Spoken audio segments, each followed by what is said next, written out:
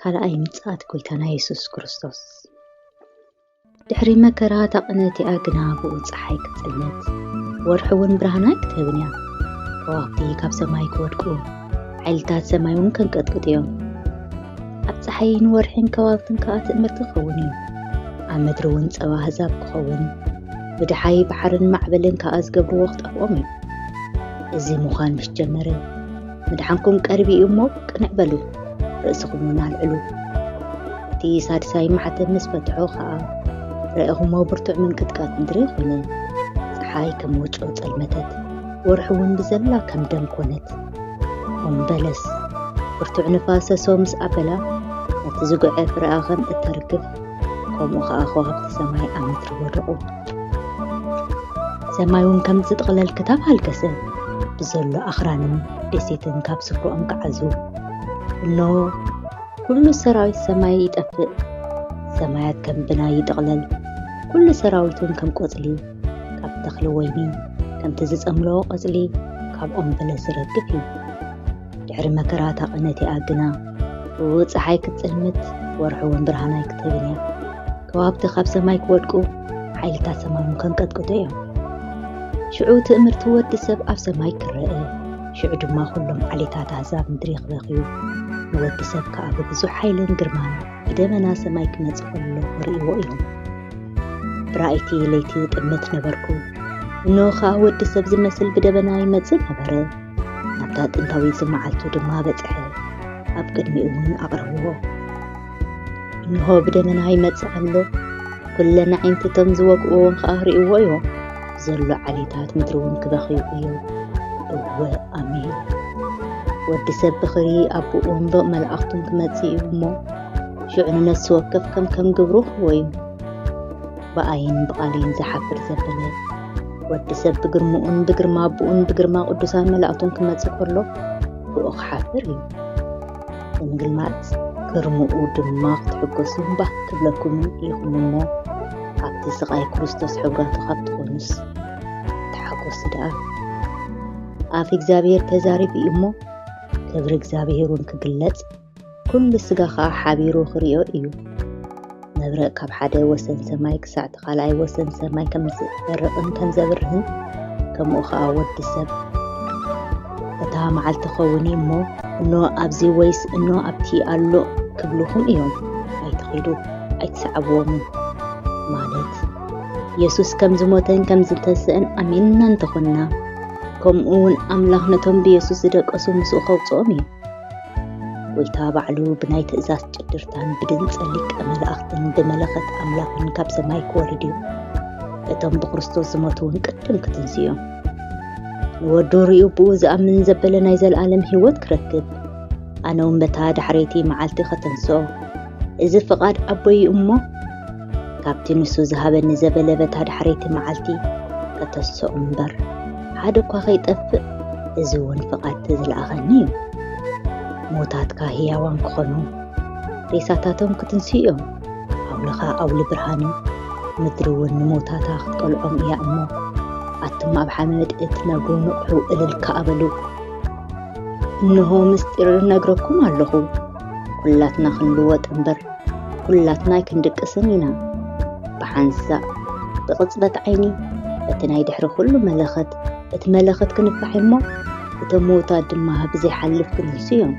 ንሕና እውን ክንልወጥ ኢና ማለት ዘይሓልፍ ክለፍእ ብስ ይግብኦ እሞ እዚ ሞት ከዓ ዘይመወት ክለብስ እዩ ንሕና ግና ሃገርና ኣብ ሰማያት እያ ካብኣ እውን መድሓኒና ንሱ ጎይታና ኢየሱስ ክርስቶስ ንፅብቕ ኣሎና በትን ንኩሉ ክመልከሉ ዝከኣሉ ሓይሊ ክብሩ ስግኡ ምእንቲ ክመስል ነዚ ናይ ውርደት ስጋና ክልውጦ እዩ ኣቱም ፍቁራተይ ሕጂ ውሉድ ኣምላኽ ኢና እንታይ ከም እንኸውን ከዓ ገና ኣይተገለጸን ንሱ ዝግለጽ ግና ከምታ ዘለዋ ክንሪኦ ኢና እሞ ንዑ ከም እንመስል ንፈልጥ ኣሎና ዓይንትኻ ንንጉስ ጽባቕኡ ክሪኦ ርሑቕ ሰፈር ሃገር ከዓ ክምልከታ እየን ኣምላኽና ይመጽእ ዝቐደማ ይብልን ኣብ ቅድሚኡ ዝባልዕ ሓዊ ኣሎ ብወብላ ንፋስ እውን ይኸቦ ንሱ ንህዝቡ ምእንቲ ክፈርድሲ ነቶም ብመስዋዕቲ ገይሮም ምሳይ ኪዳን ዝኣትዉ ቅዱሳን ይኣክቡ ለይሉ نسماي أبلع على مدرن يتوقع له جناخ أتم حواتنا بزعبا متزقات قويتانا يسوس كريستوسنا ومأكمنا معلتي قويتا حجي قربتي خمزلاس بمنفس ويس بقال كم تاخبانا زواج أخملا دبدابي كابتا أمرهم قلتيفكم كي تنقانقوا كي تسنبدوا من المنوكم علونا نمال أختي فأب برتوع دحاي ملخت كلهم نتم حريات كاب تي حدا وسن سماي كسع تخال أي سماي كاب 4 مآذن نفاسات تقومي لازم خنيات الزخاء أب كل سفرة في قدام محبرات كما يجري خمس مهر من قدي في كريستوس يسوس من كذكركم وتي بقولتها في قرء من وديت ميتوس تصدقكم علىهم كريستوس يوتنا من زقلت شو عن سخاتكم من مسؤول بخبريات قلت يوم أتي أباختكم زسمرنا يو مسكر تأمينكم يهم أمه يسوس بتا معلتتي أب قدسانو خقرن أبتم زأمنو خقرمن اسمته نساتهم بمقطعتنا يزال العالم دفعات كاب كدمي قويتا خبري سلطانو ريحيهم وتصعو إيوم كسم بدون كأنز حزنن كحزوم إيوم كم اتوالد سبيتي خقلولو تقرموا من حد حدوم كتأمامتو إيوم قزهم كم قز خلهلتا إيوم إنهو معلتي إكزابير نمدري خطبادما نتمقاز نبرو حتى عندما خطبرسوم وطعون برسنون ندرن مسكيت كوينات متزالة كوابتن برهانو ما يكبرون إيوم سحاي كتبرق كلا كتسلمتيا ورحق أبرهانا كتهبرهن يا نعلم سلخفاتا نرسي عندما سلا أبسوم كقصعم إيو ندرقنا تعبتينياتات كأمود أتاق قبرلو مخورعتهم قفعتهم كواردو إيو نسب كابسوري ورقي أرغا ورقي إفورز خبرخ قبر إيو سلازي نسمايات كنقدقدو إيو مدرخة بقطعا اكزابيهر قويتا سراويت معلتي روسن ندري كاب سفراختنا وطيا معلتي قويتا قنا خمسرا أخوينا ختمتيا با سمايات طواعنا بلو خالفو إيو فترة سماي برسني كمكخ مدري أب أزولو قبرتات كندد إيو آخرانا بكلميهن قدقدو قرباتات كأي مكو مدري عالمن أب أزنبرون كلاتهم أب كلميهن ناوطو أب كلمي خرؤدو زبل منيو أبرسني قطع أسمني أوم ندرو خم حوي اللحم نخاوح ونجبدو بتا معلتتي إكزابير نتم أب يرساليم زنبرو خلالهم إيو إتي خباتاتهم دخم زغنة بتا معلتتي خم أملخ أب كلمي كمل إكزابير كخون إيو بتا معلتتي دماغ خون إيو نتم أب لعلي يرساليم زنبرو خلهم أحزاب نمطفهم كدلي إيه أبلع لي بيت داويت أبلع لي توم أبي يرساليم زنورون منفت سجن ملآتن خعو إيه نساتهم كأنا عاي شعو إكزابير يوزع كم تبي معلت وق تواقو نتم هزاب كواقوم إيو بتا معلت يا أجارو أب كرمي يرساليم أمبرأ زلو خرن زيتي أقوم إيو تخرن زيتي خاء نمبرأ المعرابن أب مأكلو سنتق أزي عبي سنجرو خون إيو فرق تخرن نفسمين فرق دما نبدو زخون إيو سنجرو تأخران كسع أطلال كبتزح يومو نسخاتكم بات سنجرو أخران كتخادمو إيهم بزمن وزيا نقوس يهودا غم قدقات مدري كم زهادمكم كتخادمو إيهم እግዚአብሔር አምላኸይ ክመጽእ ኩላቶም ቅዱሳን ከኣ ምሳኻ በታ መዓልቲ ድማ ክኸውን እዩ ብርሃን ሲድና ክኸውን እዩ እምበር ንጽብራቕ ኣይከብርህን እዩ ኣብ እግዚአብሔር እተፈልጠት ሓንቲ መዓልቲ ትኸውን መዓልቲ ስወይ ስለይቲ ኣይኮነን ግናኸ ኣጋምሸት ብርሃን ክኸውን እዩ እዚ ከዓ እቲ መዓልቲ እታ እግዚአብሔር ነቶም ኢየሩሳሌም ዝዋግኡ ኩላቶም ህዝብታት ዝወቕዓሉ መዓት እዩ በእጋሮም ደው ኢሎም ከለዉ ስግኦም ክምሽምሽ እዩ ዓይንቶም ኣብ ጉድጓድ ክምሽምሻ እየን ልሳናቶም ድማ ኣብ ኣፎም ክምሽምሽ እያ በታ መዓልቲ ክኸውን እዩ እግዚአብሔር ዓባይ ዕርግርግ ከተንስኣሎም እዩ ንሳቶም ድማ ኢድ ሓድሕዶም ክተሓሓዙ መስዋክፎም ከ ኢዱ ኣብ ልዕሊ ኢድ ብጻዩ ኸልዕል እዩ ይሁዳ ድማ ኢየሩሳሌም ክወግኣ እዩ ኣብቲ እቶም ኣብ ዙርያ ዘለዉ ኩላቶም ኣሕዛብ ኣዝዩ ብዙሕ ወርቅን ብሩርን ክዳውንትን ክድልብ እዩ እግዚአብሔር ከም ጅግና ይወጽእ ከም ተዋጋእ ድማ ንኣት የልዕል ይጨድር ሞይ ዝምር ኣብ ልዕሊ ጸላእቶኻ ይብርትዕ እዚኣቶም ምንቲ ገንሸል ክዋጉ እዮም እቲ ገንሸል ግና ጎይታ ጎይቶት ንጉስ ነገስታት እዩ እሞ ክስዕሮም እዩ እቶም ምስኡ ዘለዉ ጽዋዓት ሕርያትን እሙናት ድማ ክስዕሩ እዮም ሄኖክ እቲ ሰብዓይ ካብ ኣዳም ነዞም እንሆ ጎይታይ ኩላቶም ክፈርዱ ኢሉ ምስ ኣእላፍ ቅዱሳን መጺኡ ኣሎ ነቶም ፍርሃት እግዚአብሔር ዘለዎም ኩላቶም ድማ ብዛዕባ እቲ ዝገብሮ ኩሉ እኩይ ግብርን ብዛዕባ ተሓጥን ግፍዕን ብዛዕባ ተዘረወ ዘበለ ኩሉ ዘረባ ጽድቅን ብቐጽዖም እዩ ኢሉ ተነበየሎም ግና ኸወዲ ሰብ ብኽብሪ ምስ መጸ ኩሎም መላእኽቱን ምስኡ ሽዑ ኣብ ዝፋኑ ክብሩ ይቕመጡ ሰማያት ከዓ ተኸፊቱ ርኤኹ ኖ ድማ ኣምላኸይ ፈረስ እቲ ተቐሚጥዎ ዘሎ ከዓ እሙንን ሓቀኛን ይበሃል ብጽድቅውን እዩ ዝኽደን ዝዋጋን ዓይንቱ ከም ሃልሃልታ ሓዊየን ኣብ ርእሱውን ብዙሕ ዘውድታት ኣለዎ ብጀክኡ ሓደ እኳ ዘይፈልጦ ጽሑፍ ስም ድማ ኣለዎ ብደም እተዓለሰኽ ክዳን ተወንዚፉ ስሙ ቃል ኣምላኽ እዩ ኣብ ሰማይ ዘሎ ሰራዊት ከዓ ጻዕዳን ጽሩይን ሻሽ ተኸዲኖም ኣብ እምብለታትን ኣፍራስን ተቐሚጦም ሰዓብዎ ካብ ኣፉ ከዓ ንህዛብ ዘወቕዓሉ በሊሕ ሰይፊ ይወፅእ ንሱ ብበትሪ ሓፂን ክጓስዮም እዩ ነቲ መጻሙቕ ወይኒ ናብ ብርቱዕ ቁጣዓ ኩሉ ዝኽእል ኣምላኽ ንሱ ይረግጾ ኣብ ክዳውንቱ ኣብ መሕኮልቱን ድማ ንጉስ ነገስታት ጎይታ ጎይቶት ዝብል ጽሑፍ ስም ኣለዎ ሓደ መልአኽ ድማ ኣብ ፀሓይ ደው ኢሉ ርኤኹ እሞ ነተን ኣብ ማእከል ሰብ ዝነፍራ ዘለዋ ኩለን ኣዕዋፍ ስጋ ነገስታትን ስጋ ሓለቓታትን ስጋ ሓያላትን ስጋ ኣፍራስን ናይቶም ተቐሚጦም ዘሎ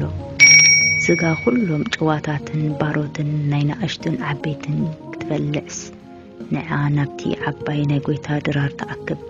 እናበለ ዓውዝ ብዝበለ ድምፂ ጨደረ እቲ ኣራዊት እቶም ነገስታት ምድርን ሰራዊቶም ከዓ ምስቶም ኣብ ፈረስ እተቐመጠ ምስቶም ሰራዊትን ክዋጋእ ተኣኪቦም ርኤኹ እቲ ሰራዊት ተታሕዘ እቲ ነቶም ኣብ ማሕተም እቲ ኣራዊት ተቐበሉ ንምስሉ ዝሰገዱ ዘስሕቶም ትእምርቲ ኣብ ቅድሚኦም ዝገብር ነቢ ሓሶቱን ምስኦም ተታሕዘ ናብቲ ብዲንን ዝነድድ ቀላይ ሓዊ ተደርበዩ እቶም ዝተረፉ ድማ በቲ ካብ ኣፉ እቲ ኣብ ኣፍ ፈረስ ተቐሚጡ ዘሎ ዝወፅእ ሰይፊ ተቐትሉ ኩለን ዓዋፍ ዝጎም በሊዐን ፀገባ እግዚአብሔር ድማ ነቲ ክቡር ድምፂ ኸስምዕ እዩ ንቕጽሙ ከዓ ብኹራ ቁጥዑን ባህልሃልታ ዝበልዕ ሓውን ሾሽን ሃፀፍን በእማን በረድን ኣውሪዱ ከርኢ እዩ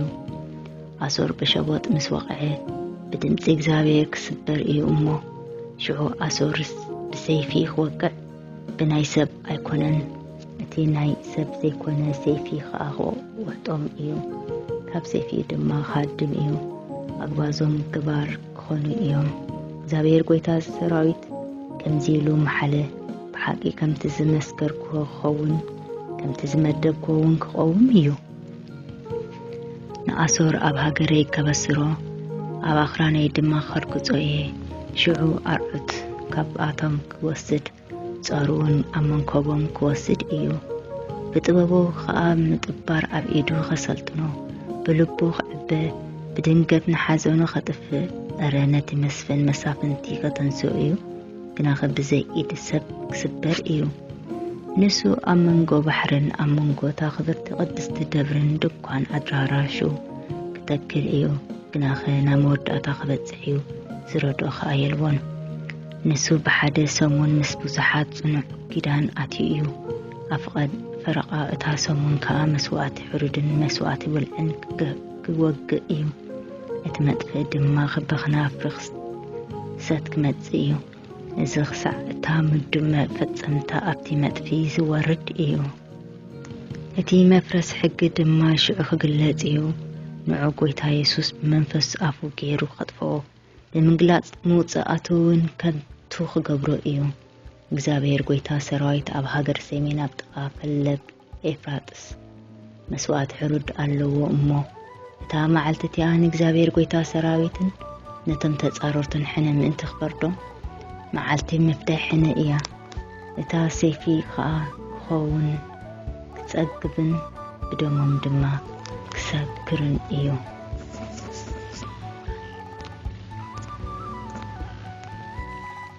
እዚ ብኽዳውንቱ ዘገጸ ብሓይሊ ጉልበቱ ዝሸነ ካብ ኤዶም ካብ ባጾር ግምጃ ለቢሱ ዝመጽእ መን እዩ ኣነ እየ እቲ ብጽድቂ ዝዛረብ ምድሓን ስልጣኑ ስለምንታይ ክዳንካ ቀይሐ ስለምንታይ ከኣልባስካ ናይ ርጋጽ ዝመስል መሰለ መዓልቲ ፍድሕም ሕነ ኣብ ልበይ ነይራ ዓመት እቶም ብጅዋተይ ከዓ መጽያ እያ እሞ ኣነ በይነይ ነቲ መጽመቒ ዘቢብ ረገጽኩ ካብ ህዝብታት ሓደ እኳ ምሳይ ነበረን ብኾራ ይረግጥ ኖ እታ ኸምእቶን እትነድር መዓልቲ ትመጽእ ኣላ እሞ ኩሎም ዕቡያት ረሲኣን ዝነብሩ ዘበልበሉ ኩላቶም ብርዒ ክኾኑ እዮም እታ ትመጽእ መዓልቲ ከዓ ንዕኦም ሱር ወይስ ጨንፈር ከይሓድግ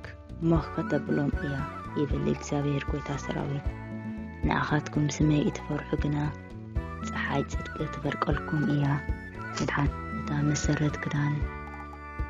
ክሳዕ ክዳን ቀሊዕካ ርእሲ ቤት ርእሲ ጨፍለካ ንጽዮን ነቲያ ምዕላዋ ናብ ያዕቆብ ዝመለሰሉ ተበጃዊ ክመጽእ እዩ ይብል እግዚአብሔር ከምቲ ጽሑፍ ተበጃዋኻ ካብ ጽዮን ክመጽእ እዩ ካብ ያዕቆብ ከዓ ረሲኣን ከርሕቕ እዩ ሓጢኣቶም ምስ ሓርሓቁ ኪዳናይ ምሳታቶም ከዓ ክቐውሙ እየ ዝበሎ እግዚአብሔር ከድሕን እዩ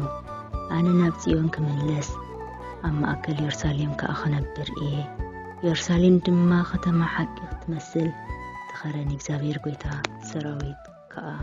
ቅዱስ ከረን ክስነ እዩ ይብል እግዚአብሔር